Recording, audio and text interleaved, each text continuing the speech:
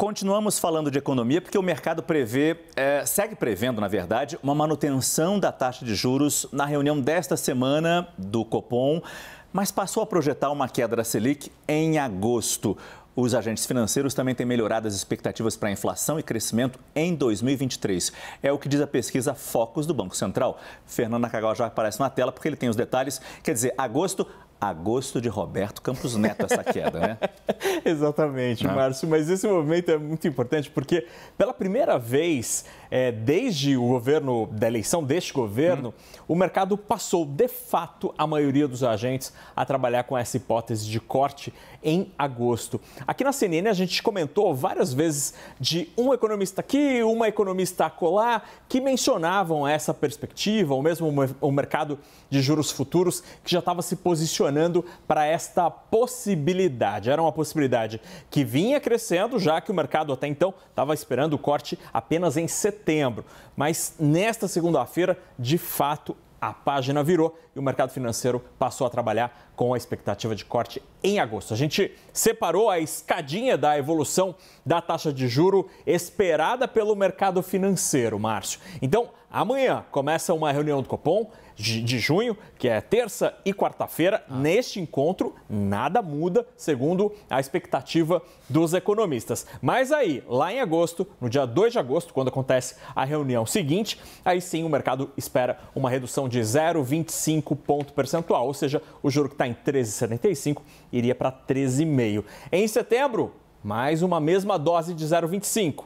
E aí, apenas nas reuniões de novembro e dezembro, que o remédio ia ser melhor, menos amargo, com uma queda mais acentuada de 0,5 ponto percentual em cada uma dessas duas reuniões. Este é o cenário que se consolida agora, Márcio, diante de várias notícias positivas que a gente teve ao longo das últimas semanas. A inflação está menor que esperado, o PIB está melhor que esperado e também teve avanço em várias agendas importantes, como o marco fiscal e até mesmo a reforma tributária. Isso também impactou outros dois números muito importantes, que é a expectativa de inflação e de crescimento da economia. Na próxima tela, a gente tem a evolução dessas duas previsões dos economistas, Márcio, na pesquisa Focus desde o comecinho do ano. E olha que interessante, a linha vermelha é a expectativa para a inflação, começa o ano em 5,30%, piora, vai para cima de 6% e agora sim, ao longo das últimas semanas, há uma queda mais expressiva e a gente está em 5,12%, depois da quinta queda consecutiva da expectativa semanal para a inflação.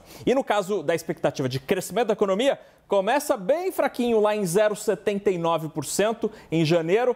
As coisas vão ali meio estáveis, mas ao longo das últimas semanas, com o marco fiscal avançando, com reforma tributária avançando, inflação menor, PIB melhor que esperado, a gente chega a 2,14% de expectativa para o crescimento da economia neste ano. No caso do PIB, é a sexta alta consecutiva, Márcio. Projeções otimistas, tanto no primeiro gráfico quanto neste gráfico agora.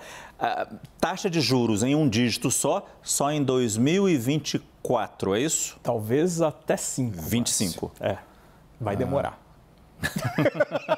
Aí não tem projeção otimista, não. Aí é esperar. Aí é o realismo dos economistas. É, claro, é esperar.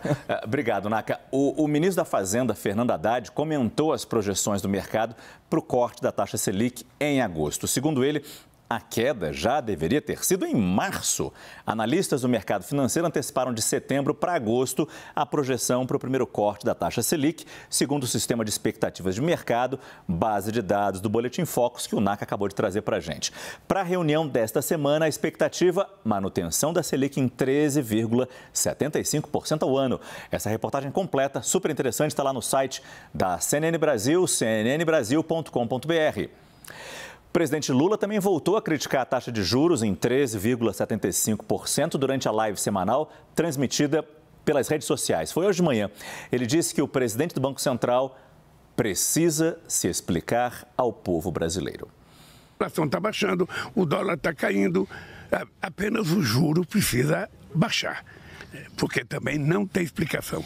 O presidente do Banco Central precisa explicar, não a mim, porque já sei por que ele não baixa, mas explicar ao povo brasileiro e ao Senado que o elegeu por que ele mantém essas taxas de juros de 13,75 num país que está com inflação anual de 5%.